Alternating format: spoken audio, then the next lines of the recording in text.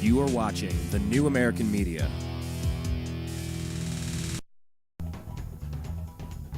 You are listening to The Unhappy Hour sports radio show on the newamericanmedia.com. Hello, everybody. Welcome back. This is Brian Engelman on The Unhappy Hour. Thanks for sticking around with us. This is a special edition of the program. You know, sometimes when your good pal Zak Baris, lifelong Cleveland sports fan and NBA scout, is available on a Thursday instead of a Friday, you say, hey, you know what? Let's do the show a day early. And that's what we felt like doing this week. So that's what we're doing. We are talking with Zak. We want to pick it up here that there's a few other big names that have moved on, and I kind of want to split these up into little pieces, put them out on YouTube so all of the fans can go find them. Jason Kidd. Let's talk about Jason Kidd. He's been with the Mavericks for a while, won a championship, and now he has a new team. Let's talk about him for a second.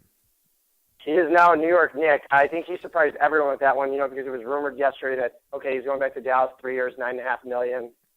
His game has faded significantly in the past year, I have to say, since their championship run. This year, I was surprised how far downhill he went. But, like I said, it happens to old players in the NBA.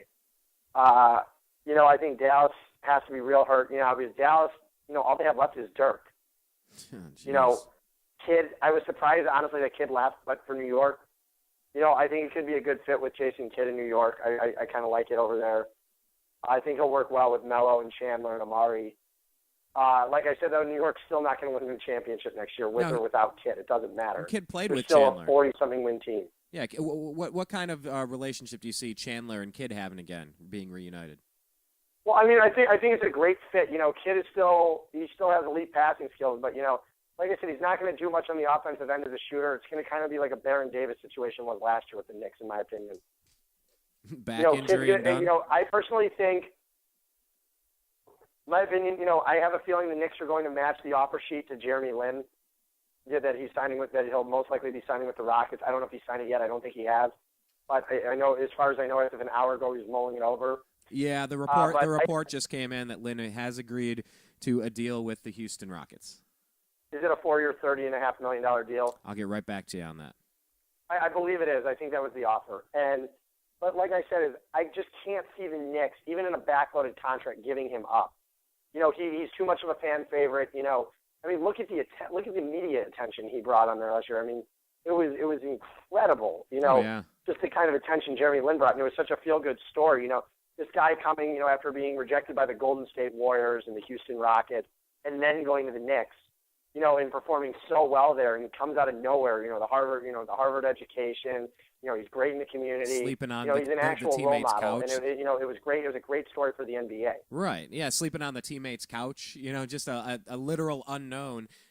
Taking those last-second buzzer beater shots. Okay, so here's what's going on. Jeremy Lin, a person with knowledge of the deal, says that the Knicks restricted free agent guard Jeremy Lin and the Rockets agree to terms 4-year contract.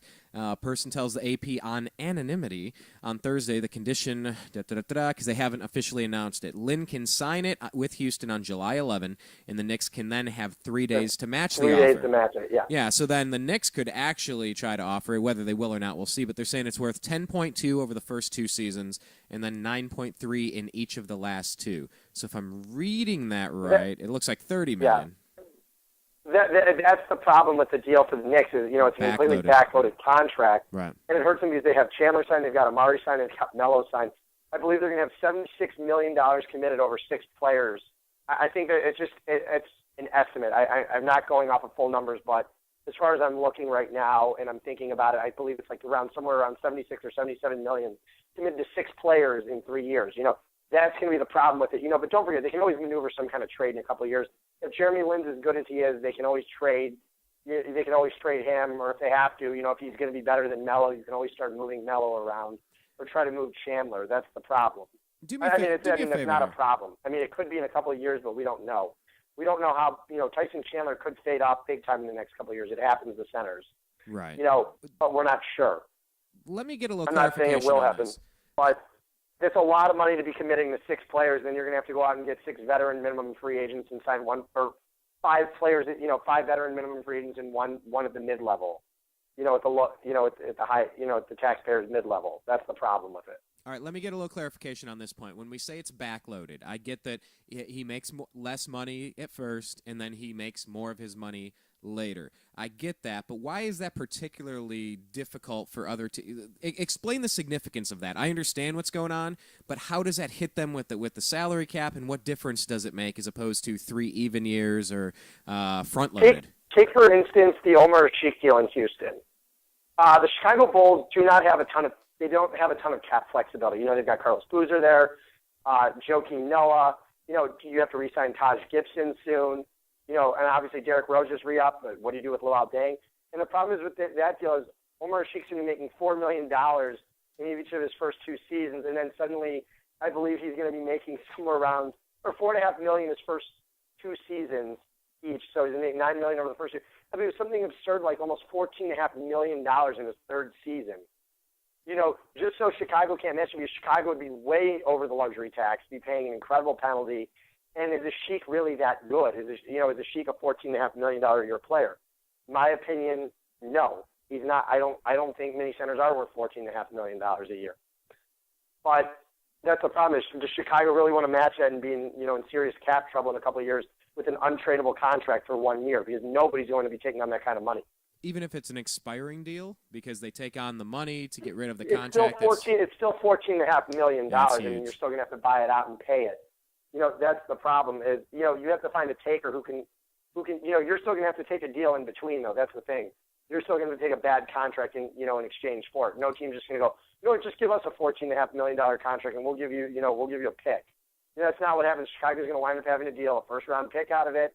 Give up a $14.5 million deal and take on a bad contract in return, for a good player. But you're talking like on the lines of a Joe Johnson type player right there. That's usually what kind of happens in those trades. Like kind of like when the Cavs traded Ilgauskas, who had $11 million on his final year of his deal, and we took on $15 million a year Jameson had, for 3 years. That was the problem at the time. The Cavaliers took on a big contract, but they were able to give up that one, and Washington was able to buy him out. That's what happens. I just don't believe Chicago is going to be matching the Sheik deal. But that's what happens. The Rockets are trying to do that, so it's completely backloaded. Kind of like how Toronto just signed Landry Fields to a huge offer sheet too, where Landry Fields is going to be making, I believe, $8.5 or $9 million in the 3rd year of his deal. I mean, we're talking about a guy who shot 25% from 3-point range last year and averaged 8 points a game and somewhere around 3 rebounds and 2 assists. He's not worth the money. The reasons the Raptors, now we can get into the Raptors discussion. The reason the Raptors did the Landry Fields one was to prevent New York from doing a sign and trade of Landry Fields for Steve Nash. Man, it's a complicated game that you play when you sit down at this poker table. Let me back up for just a second, because with the Rockets trading Kyle Lowry over to Toronto, I want to get to that. But I want to get your thoughts.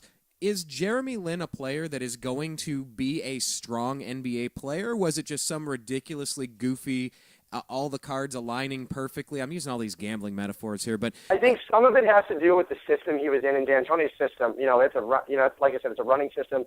Lin played well in there. Yeah, he turned the ball over a lot, but like I said, he was exciting to watch.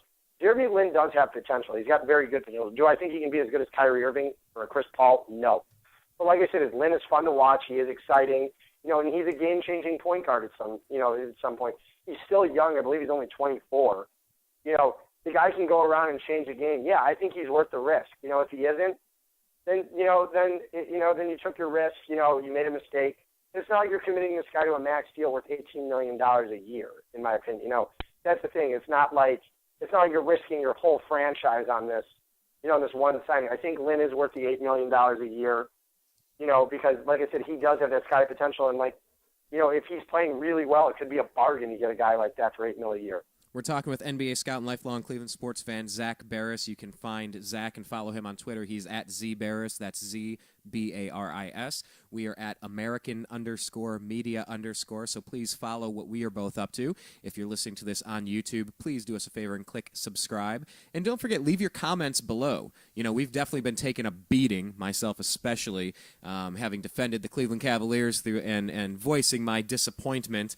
Yeah, such a jerk being disappointed while watching LeBron win a title in a uniform that didn't say Cleveland Cavaliers on it. But, as long as we keep the conversation conversation, mostly civil, and I'd say 80% of those have been mostly civil. Leave your comments below in the YouTube articles if you're watching this after the fact. We like continuing the conversation off air because different things happen, and we're finding a lot of our regular fans that way. UFC is MMA. Man, we've been having a long-going conversation with that person. We're getting a few more that are kind of signing up and joining the debate. So please, participate. This is a back-and-forth conversation, not just listening to Zach and I ramble. It's about hearing what you have to say and hearing where you agree and where you disagree. So please join us there. We have two more things I want to get into, Zach, and then we're going to let you go here. The first one is I do want to touch on Kyle Lowry, what the Raptors are doing, and just kind of get an update and a gut feeling on what Ray Allen's going to do. And then we want to just talk a little bit about Team USA. We're hearing more and more about the Olympics. The NBA Finals are now over. All the free agents pieces are starting to fall into place, and people are starting to talk Team USA. So we'll do that on the other side. My name's Brian Engelman. This is the Unhappy Hour on the NewAmericanMedia.com. You were listening to the Unhappy Hour Sports Radio Show on the NewAmericanMedia.com.